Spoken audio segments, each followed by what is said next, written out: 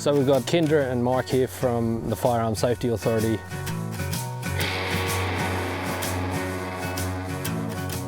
On this episode we're out chasing red deer. We're also going to be running a podcast about the authority and what their legislation is now as opposed to what it was, and the roles and responsibilities of us as firearms licence holders as well as police and health practitioners. That's going to be very in depth into the legislation, a lot more than on this hunting episode, so make sure you go check that out.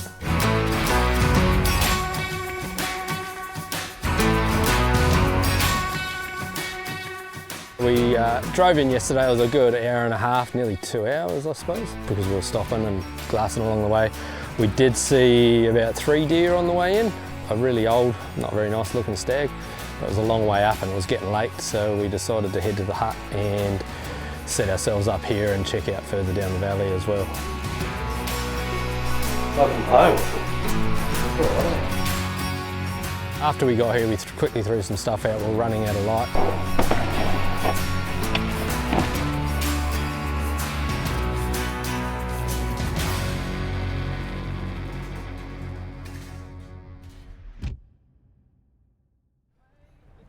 Shit, this looks a bit bumpy.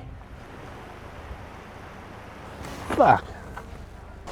If I didn't just see him go through this, yeah, you wouldn't have tried it, eh? I would not have done it. So there's a flat just down here that we're ultimately just going to try and sit and wait till we can't see. And if we see something, we'll either have a crack or come back in the morning. There's no paradise ducks this time.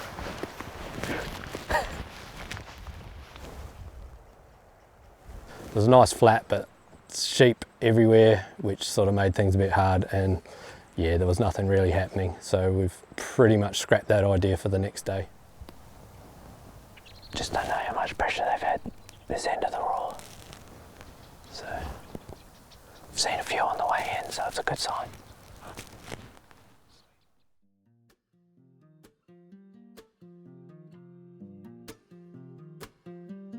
So the next day we had an early start, got up nice and early, had a good feed of bacon and eggs. We're staying in a private hut. You can't stay in this hut, but you can stay at the homestead. They do have accommodation there, so make sure you go check it out on their website. They're in huge support of what we're doing here with all this mental health and firearms ownership, so yeah, shout out to those guys, so thank you. We decided to head back towards the homestead and have a good look around. This valley has some spectacular peaks, and the snow's on a bit of it at the moment, and it just looks so beautiful at the moment. So to be able to get Kendra and Mike out here for that and see the benefits that this part of the world brings and why we get out in the bush and why we go hunt, it's a pretty special day.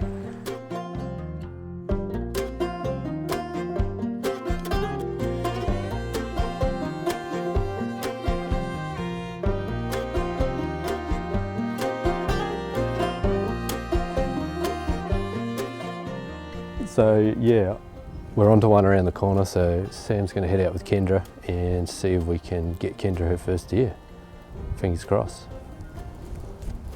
Fingers crossed. You'll be fine. We were heading out to where we'd seen a stag last night, about 5 kilometres down valley, but we ended up stopping probably 1 kilometre from the hut and picked up a stag. So we carried on driving past it, so it thought we hadn't seen it. The plan was then to get everything ready and start our stalk. It's around that corner, so we'll just sneak up here and see if I can get her onto it. Can't see it from here. No, it's up in this drawer, like just around the corner a little bit. Oh yeah. So we'll have a quick play at that one and see how we go. Righto. Are we going? We're off. Yeah. Off for a wander. Get It's not Get really your eye going to in. be. It's not really going to be a wander. It's going to be. We're going to stalk up the side of this bush line. Hopefully the wind stays all right. Because there's a deer just back in there. Sweet. Mike and I sat back and let Sam and Kendra head up to take a look at it and see if they can get a shot at it. Yeah. and it's not very high up, so we'll try and just get around on this side of it so they can't see. And then where you can see that big dark tree in the bottom, that's when we'll start coming out so we can look up. Okay, cool. And hopefully the wind keeps blowing in our face. Oh, because it means our sound's not travelling. And smell. smell? And smell. Yeah. Smell's the main thing, and then sight mainly.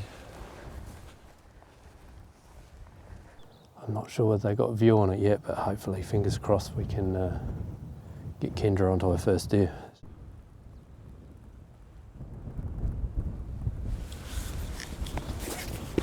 Can't see it. Hopefully it's still around that corner. What was going through your mind as we were stalking along the edge, like towards the deer? Oh, I was really trying to learn what do I need to do, I guess, and trying to be quiet and lay low, and I guess there were some useful things that you were saying along the way, even thinking about like wind direction and stuff like that, and just learning all the little bits and pieces because everything was really new. I don't have a lot of hunting background. Been out hunting twice in my life on some farmland out where my partner's parents live, but that's about it really. We ended up seeing the stag probably 400 yards away, so we were waiting for him to get out of sight so then we could get a little bit closer.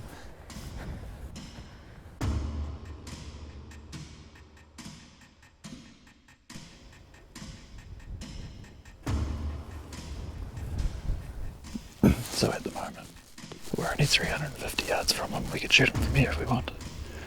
Because it's your first deer, I'll try and get you closer. Cool, sounds good. And I just want to get my breath back. I'm sure we all do. And in front of us, about 100 metres or 100 yards up, there was a nice flat area that we could get Kendra laid down. So we'll just go across to the side to get the bush to block up.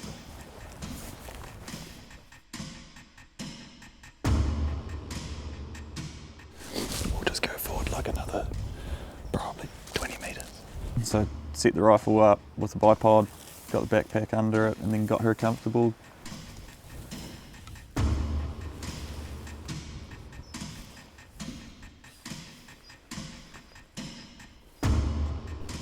Yeah, it's a fucking stag. Beauty. Wow. They are so close too. They're right on the bush edge. So it's more about just getting you ready, and if you don't feel comfortable, I'll put my jacket under it.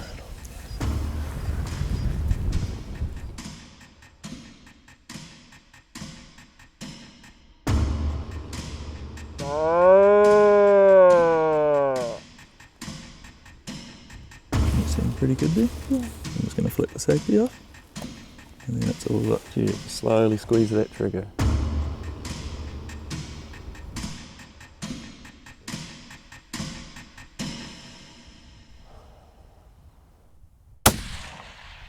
Got it!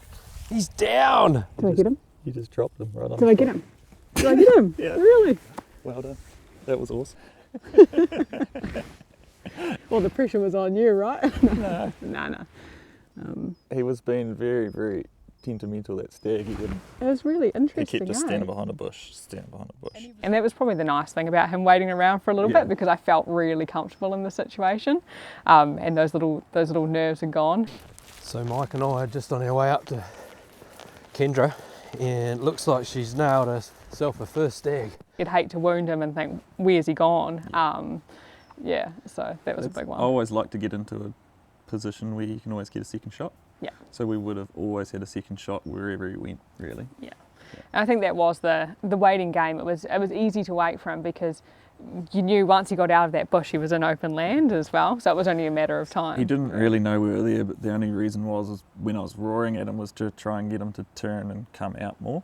But he was just trying to look for movement to see if there actually was something there. What do you reckon, Mike? Yeah, it's a bloody good shot. It was, wasn't it? Great animal. Straight down. No second bullets required on that shot. First deer. Were you watching? You got it. I got it on video. Oh, nice. Nice. Oh, funny. Nice work, team. Yeah, it was a really cool experience, and I think everything from shooting the deer and kind of going through that whole process as well, to when you've had that moment to breathe, and then you just look out the landscape here and you're like, oh, this is great, right? I'm so happy for you. Yeah, it's awesome. I'm so happy for you. Yeah. You can relax now. Coming out with Kendra and Mike into what we do for fun, it's so good to see these guys trying to help us as well as us tell them what's going on. They're listening. They've come out to get amongst it, shoot a deer and listen to what's going on, things that are happening around seeking help with your firearms and the barrier that's being created. They're really working hard to break that down. So yeah, be sure to jump in on that podcast and hear what's going on. I didn't realise how far we'd wandered up. When you stop to take a breath and you look, you're like, oh, this is just great. And I just think it's so good that you guys are out here. This is your first deer, and you've got the opportunity for when you go back to your office and you have those phone calls, those hard phone calls, you understand why we do this. You know, imagine having this all taken away now. Because that's what it feels like, even though deep down we know you can still walk in the bush and you can still, that's how it feels. It's like this just all gets pulled from under you. So yeah, it's so cool that you guys are making an effort to see what it's about, understand how impactful this is for people to get out in the hills and get away from their everyday hustle bustle. So yeah, thank you and congratulations. Yeah, thanks for bringing us out. No, thank you, Sam. Yeah. He's off doing other things. No? No, Can't help awesome. himself, eh? Yeah. Right.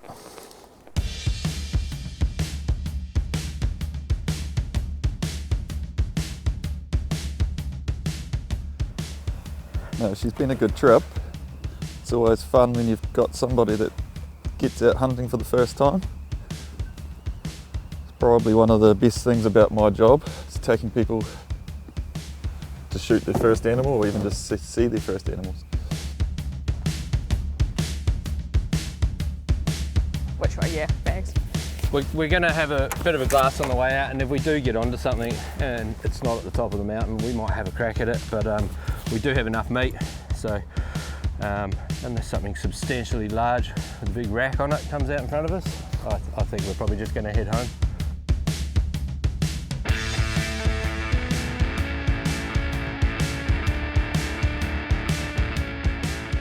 Thanks for watching this right through, if you have watched it to the end, and make sure when you're on the YouTube you hit the subscribe button. Give us some comments if there's any questions about any of the topics you've seen or you've heard on the podcast. I highly recommend going to that. There's some really informative information on there.